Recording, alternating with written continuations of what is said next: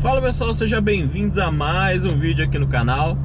Começando o nosso teste de rodovia, quase sempre aqui, né? Vamos de novo, zerando o computador de bordo. Hoje eu vou fazer um pouquinho diferente. Normalmente eu coloco no piloto automático, né? E vamos que vamos. Hoje eu vou alguns momentos colocar para conversar com vocês, mas eu também quero mostrar muito a questão de desempenho, porque realmente às vezes eu esqueço, né, de falar um pouco como o carro se comporta na rodovia. Eu lembro que eu comentei disso na Triton, né? Que a Triton é sempre o nosso referencial de picape média. Uma Triton 2015 que tem avaliação aqui no canal.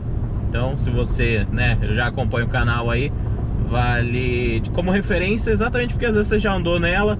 Então, o que eu falar aqui, você sabe que vai ser mais ou menos do que o carro que você já andou. E se você viu a avaliação dela, né, vai servir também como guia pra gente. Bom, vamos... A gente está no piloto automático agora 100 por hora para conversar um pouquinho. Daqui a pouco eu vou mostrar para vocês, né, as coisas na prática. Direção tem um peso ideal, né, perfeito para um tipo de uso desse. Uma direção que realmente te entrega, né, como que eu posso dizer, no feeling não, ela te passa nessa o asfalto, né? Então o que eu quero dizer com isso? Não é aquele carro que parece que tá sambando, que parece que não tá no chão, né? Porque querendo ou não, a maior brincadeira, né, a maior fama que esse carro pegou é de capotar muito fácil.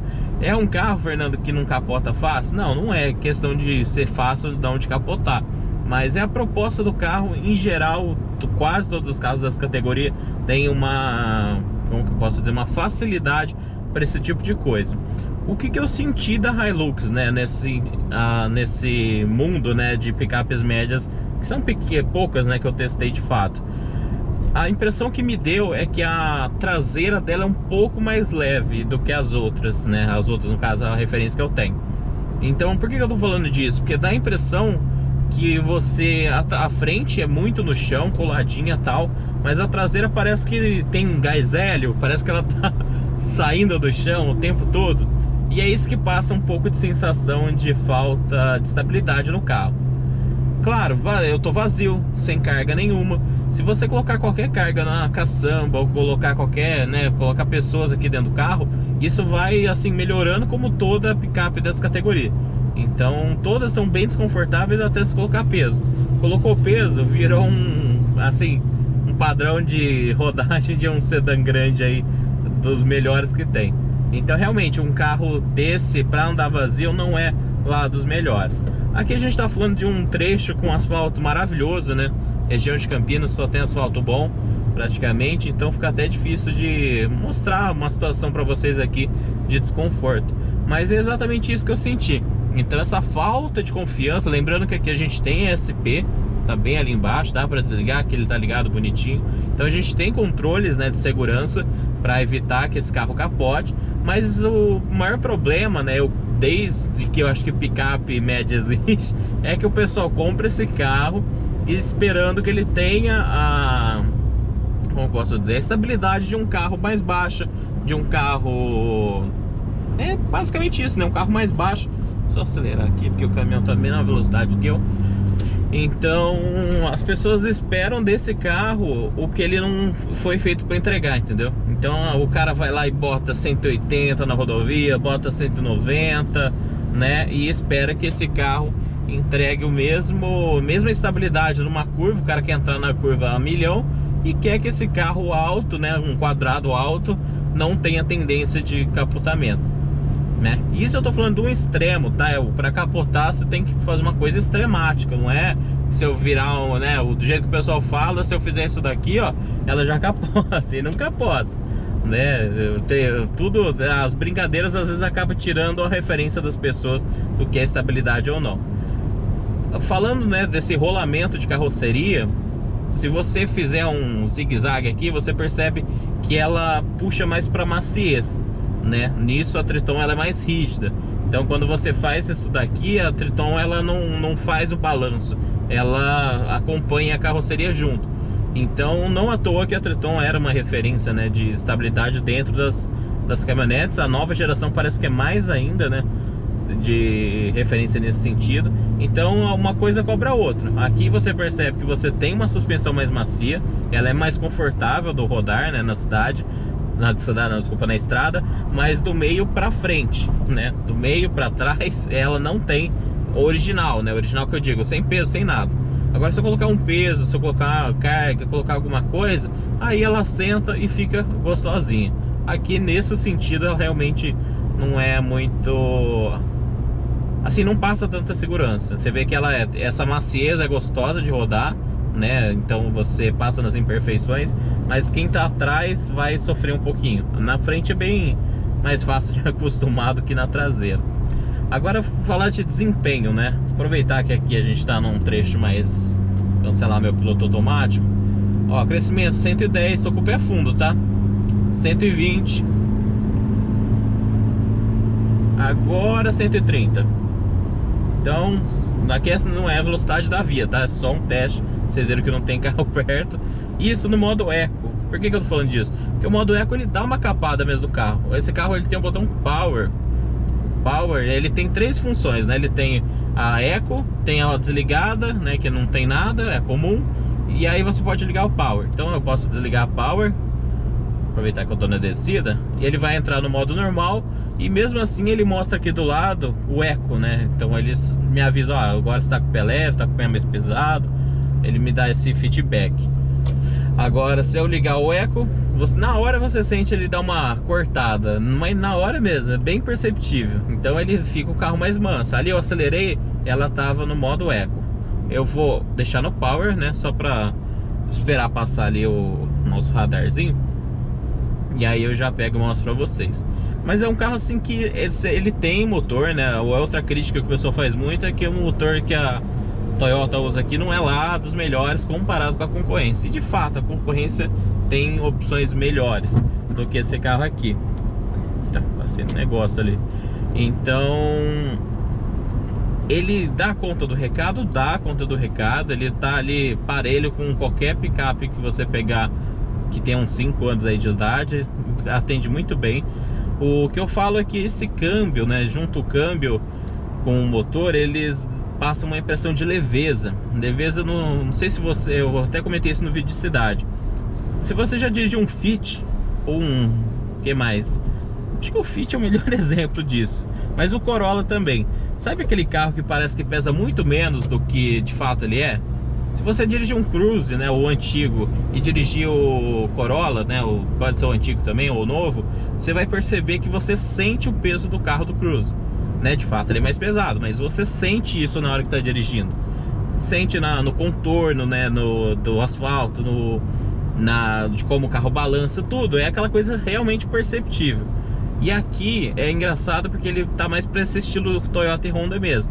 Então dá a impressão que essa picape toda aqui é mais leve que uma Toro. Consegue? Não sei se eu tô conseguindo passar a mensagem que eu quero passar, mas de fato é um carro que tem... Vixe, o cara ali tá soltando as peças. Então é um carro que de fato ele tem essa sensação de leveza. Então você ganha velocidade em alguns momentos muito rápido, porque o câmbio parece que consegue aproveitar bem essa potência e torque que ele tem. Agora, em algumas situações, quando você realmente quer dar pé, aí quando você tem um carro mais potente, você tem uma Amarok, você tem... O que mais que a gente tem na categoria aí mais forte? A própria S10, né? São carros mais fortes e você percebe que essa retomada é um pouco mais animada, né? Aqui, às vezes na retomada, ela fica devendo um pouco. A vantagem de ser diesel é que ela não sente tanto peso, né? Ou seja, se eu estiver andando vazio ou se eu tiver com todo mundo no carro e mais bagagem, ela sente muito pouco essa diferença, né? Junto o diesel com o turbo, essa experiência é bem específica mesmo, né? Você pega um carro aspirado 1.0, né? Um sedã 1.0 igual aquele carro. Se você tá vazio, o carro até é satisfatório, mas enche o carro vira uma lesma, né? Uma molengueira de sempre. E aqui não, né? O legal de picape diesel é isso daí. Elas aguentam o peso, né? Não é aquele carro que vai ficar baixo, né? Outra vantagem de uma picape, muita gente não consegue entender isso, mas uma vantagem das picapes é exatamente você poder encher o carro de coisa por o peso que ela foi feita para isso. Tem gente que põe até mais, né, peso do que foi feito. E em troca disso, ela continua sendo um carro que vai passar em quebra-mola, em buraco, em o que você quiser, da mesma forma, né? Isso desde as picapinhas, né? Você pega uma picapinha, ela já tem essa habilidade. Mas tem algumas que não tem, né? A Rogar mesmo não tinha. Mas nesse sentido, você pega a estradinha, esses carros, então você vai conseguir botar bastante carga e continuar andando razoavelmente bem. Agora você pega a Toro é bem mais alta. Então você vai por gente, vai por tudo, o carro continua passando no quebra-mola sem pôr de lado. Agora você pega um Ford Fusion, pega um Corolla, pega o Civic, eu não sei, nunca vi um Civic cheio de gente. Mas acho que todos esses sedãs em geral é bacana, é bonito quando você está andando na cidade sozinho, sem nada. Agora você vai viajar, pega o seu Corolla. Eu vou usar o Corolla de exemplo, que é o carro que eu já passei por isso. Você pega o Corolla de exemplo. Ó, aqui eu tô no Power, só para vocês verem. A resposta dela é bem mais animada, mas ainda assim, ó, 110. Aqui eu tô na subida também, né? 120. Agora vai dar 130. Então, tipo, você sente que o Power, ele sim, tá? Ele meio que solta um pouco mais o motor. Não deixa um avião, mas ela dá sim diferença. Entre o Eco e o Power, dá pra perceber que tem uma diferença boa sim. Deixa eu voltar aqui pro minha faixinha devagar, que eu quero conversar com vocês em paz. Então, o que a gente tava falando? Esqueci do que a gente tava falando. Eu falei da potência aqui, acabei realmente esquecendo do que a gente tava falando antes disso. Mas é uma picape assim muito bem acertada, muito gostosa. Mas realmente em algumas situações a resposta não fica devendo um pouquinho, né? Essa retomada de 80 até uns 110 eu acho satisfatória. Mas passou de 110, ela dá a impressão que é um pouco mais amarrada, que ela força mais, sabe? Você sente que poderia ter um pouquinho mais de potência. Claro que aqui a gente tá falando de um cenário que, sei lá, 50% das picapes ter chip, né? Você vai colocar um chip de performance, né? Eu não sei se eles estão dando outro nome bonito para isso. Eu conheço como chip de performance. Então o cara vai pegar seu carro, reprogramar, e um carro que dá 177 cavalos pula para 210, 230, né? O céu é o limite. Muita gente faz isso, né? Perde a garantia, perde. Você pode dar um migué, mas não perde a garantia, não sei o que. Não perde se o cara da concessionária, né, for seu parceiro e não repassar isso para a montadora.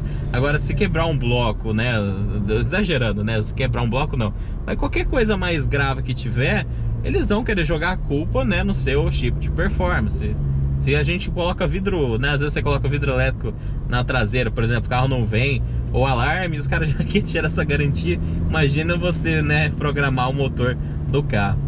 Então, assim, tem soluções, tem, né?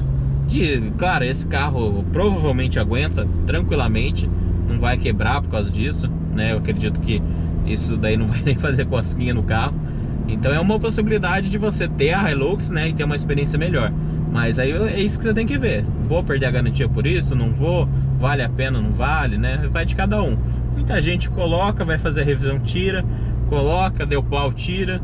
Mas as centrais multimídia, ó, a central eletrônica de um carro hoje é mais inteligente, né? Ela, obviamente, ela consegue registrar se mexendo uma coisa ali, outra ali. Então fica aquela, né, luta. O cara que vai tirar o negócio, ele consegue tirar o histórico, né, de quem colocou. É toda uma maracutaia ali. Mas aí cada dono decide o que faz. A gente tá falando de um carro original, né? Então, originalmente ela sim não é nenhum Fórmula 1, responde, né? Tem assim, eu acho que é equilibrado. Não sei se não é equilibrado, não é uma boa palavra. Vamos buscar uma palavra melhor aqui. Ela é adequada, né? Ela não vai te deixar, não vai te dar agonia como a Pajero dá, né? Aquele carro que você realmente tem que pensar 3 vezes antes de ultrapassar um bitrem, porque você sabe que a resposta dela é lenta. Mas aqui também não tá nem perto de ser uma resposta que uma Amarok tem, né? Um carro aí um pouco mais potente tem. Então, em resumo, atende, mas nesse sentido eu não vou falar que é a melhor opção não. Mas é um carro para viajar gostoso? É, muito gostoso, como eu falei, é confortável, né? Ela fica confortável, como todo carro, né? Desde que você coloque peso, eles ficam muito confortáveis. E aí a questão de estabilidade, realmente, toma cuidado, não é um carro feito para correr, né? Tem controle de estabilidade, tem de tração, tem tudo, né? Mas mesmo você não confia, nunca confia, né? a gente tem um problema de confiar demais. A gente confia muito na gente, a gente confia muito no carro. E é que volta lá no começo, né? O cara compra um carro desse, ele acha que porque o carro é caro, o carro, né, anda 200 por hora e faz curva 180. E não é a proposta dele. Então, sabendo a proposta desse carangão aqui, você vai ser muito feliz e tranquilo. O que mais que eu posso dizer dele? Uma observação, piloto automático. Eu falo piloto automático mesmo, tá? Ah, é controle de velocidade de cruzeiro. Não, é piloto automático mesmo. Quando a gente testar um carro que tem aqueles pilotos mesmo que faz tudo, aí a gente fala. Mas falou piloto automático, você sabe que eu boto a velocidade que eu quero, né? Ele faz.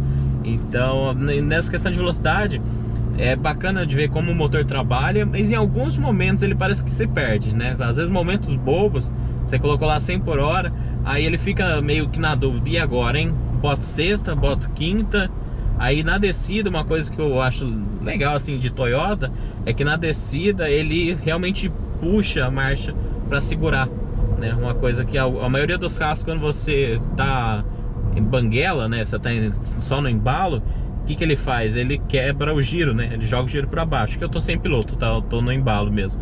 Mas se eu tiver no piloto, aqui é legal que ele realmente segura, né? Ele joga a marcha para compensar essa diferença. Então, é uma coisa que eu achei curiosa, mas em alguns momentos incomoda, que eu achei ele meio bobinho para manter velocidade. Às vezes ele fica meio em dúvida em uma marcha ou outra. Às vezes ele deixa passar muito e parece que ele, pera aí, esqueci de segurar. Aí ele segura já meio extremático. Então, mas funciona, né? É simplesinho, mas funciona. Quebra um galhão. Não dá nem pra cogitar um carro desse sem isso. E pra encerrar o vídeo aqui, né? Uma coisa que me fez muita falta é o computador de bordo ter velocidade, né? Um velocímetro digital. Eu achei a leitura da cluster, eu achei a cluster linda, porém as letras são muito pequenas e a leitura, claro que se você vai acostumar, né? Se tem um carro desse, com o tempo seu olho, né, sua mente acostuma, mas de primeira sim, demora demais para você acostumar com essa velocidade, né? Porque realmente é muito mais prático você olhar no meio, tô 100 por hora. Mas que você ter que buscar o ponteiro ali, aí você olha, aí, tipo, bem pequeno e tal.